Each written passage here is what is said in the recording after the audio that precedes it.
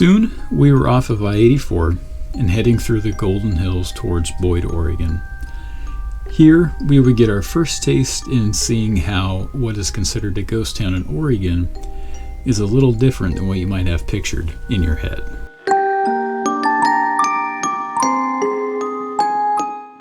But regardless of your expectations, we had some fantastic views of Mount Hood, Mount Adams, and Mount St. Helens, and a really cool old mill building that we were able to get reasonably close to and take some great pictures of.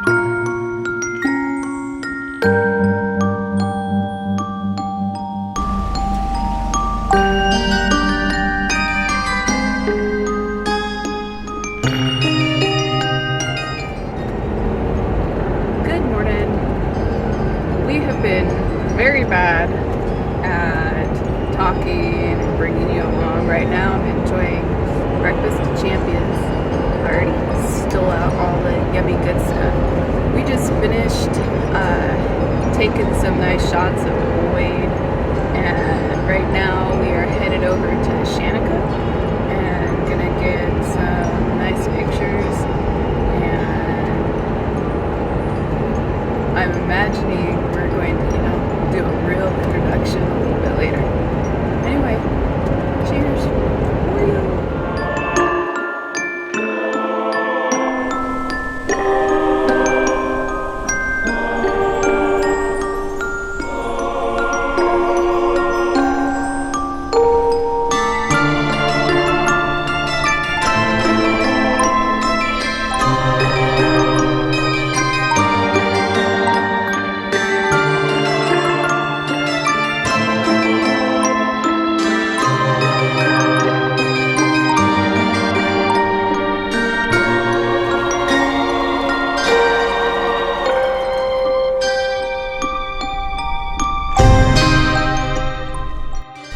And while the next main destination was Shaniko, and as you'll see, you were destined to not get an on-camera introduction, there were lots of other things to see along the way, such as here at Tai Valley.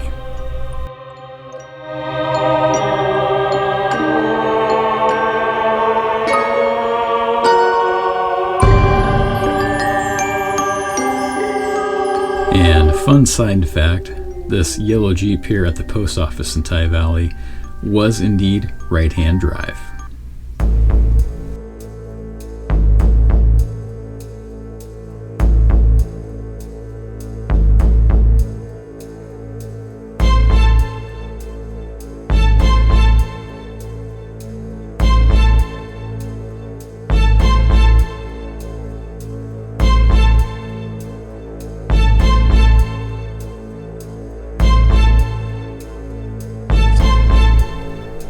Next, we drove through the scenic little town of Maupin, which, as you can see, has a positively modern feel compared with everything else we've seen so far today.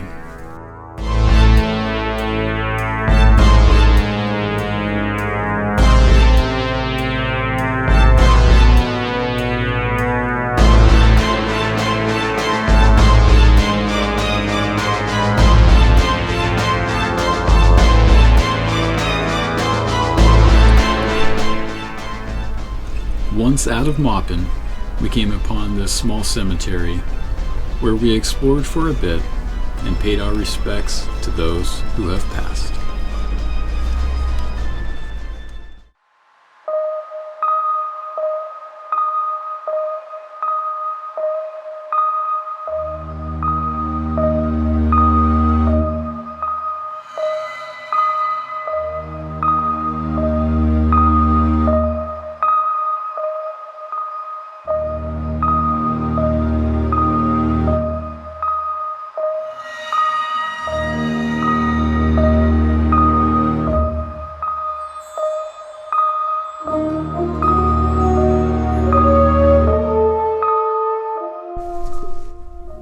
In no time at all, we were pulling into the town of Shaniko, where the official population sits around 37 people.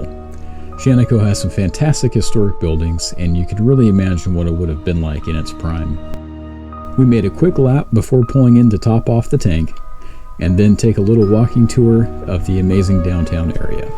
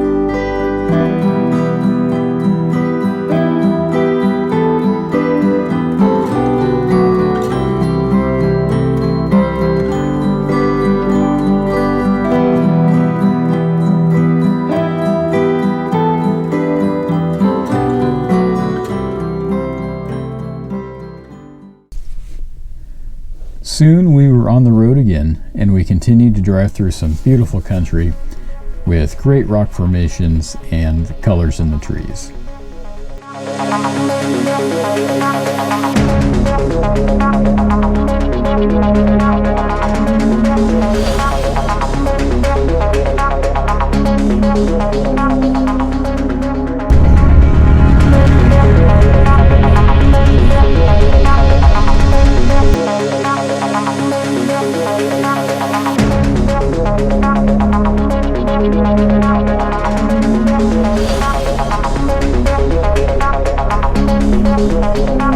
We made a pit stop in Fossil to check out the Wheeler County Courthouse, where we made some friends with local deer and checked out the festive decorations on the courthouse.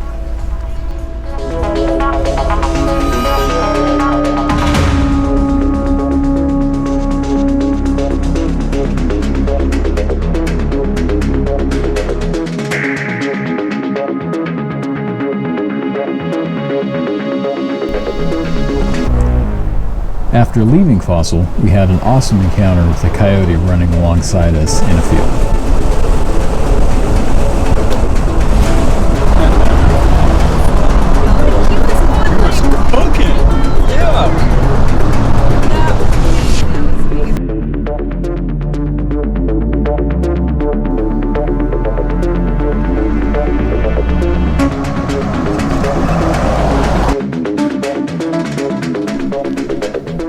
We then made our way down to Hardman, which had a little too much modern American junkyard mixed in with the historic buildings to justify a full stop.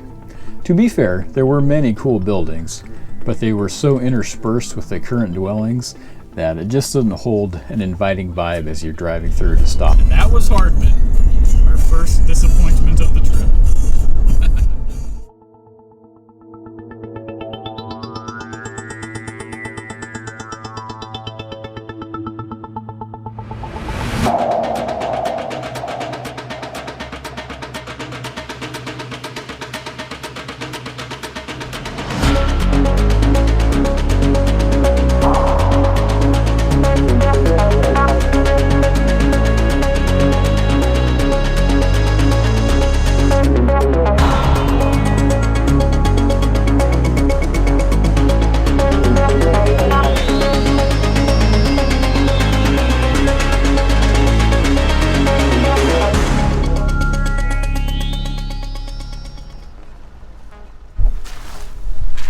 Once we got into the Umatilla National Forest, we picked a random side road, got off the pavement, and started searching for a campsite for the night.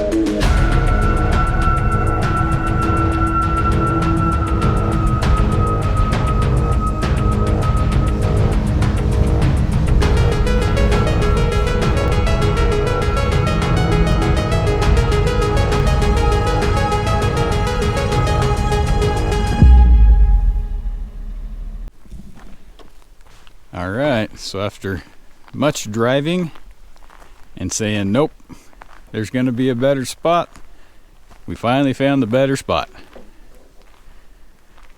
Nicole's on the roof, gonna get set up, actually get to have a fire for the first time in forever, and enjoy a really amazing camp spot.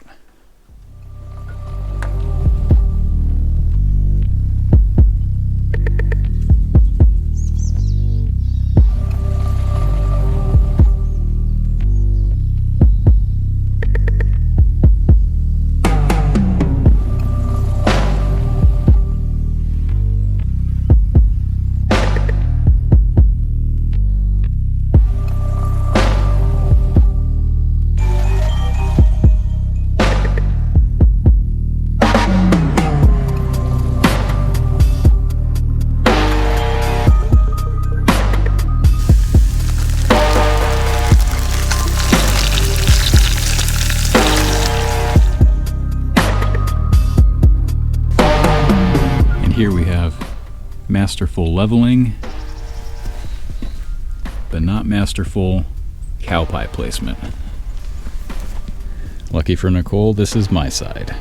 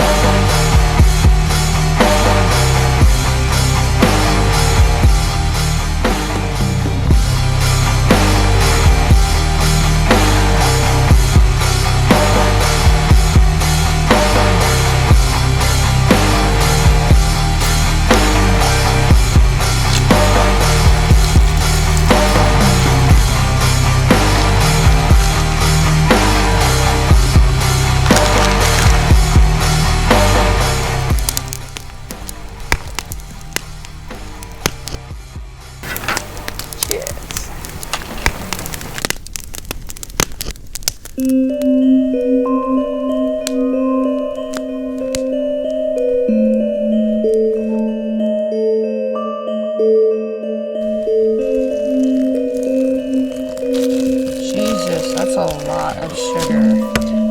Big chunks.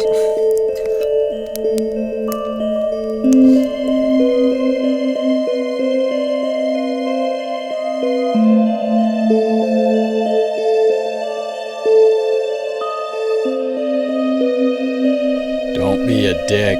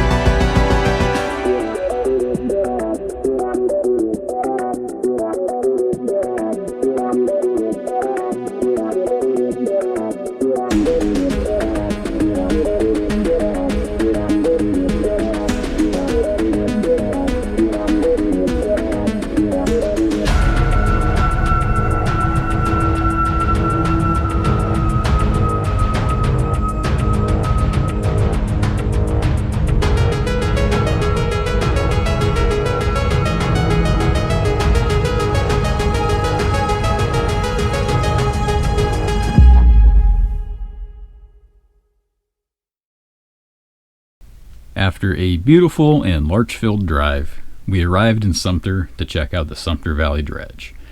They had it all decorated up for Halloween, which precluded any serious photography, but it was fun to see.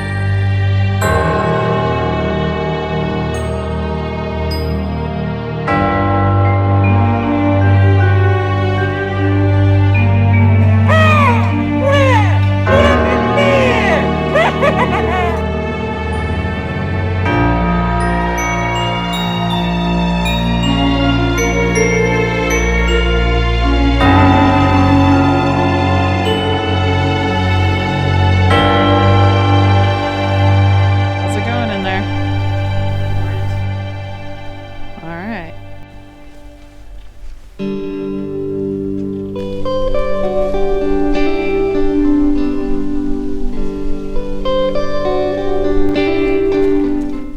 This is an incredible machine to see in person, and equally incredible is the destruction that it left behind.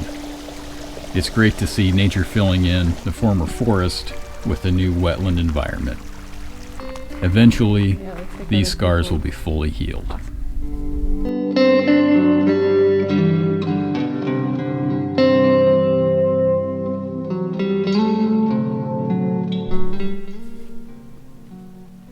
A short drive from Sumter is the town of Whitney, a wonderfully preserved strip of buildings, and it even has a thriving real estate market.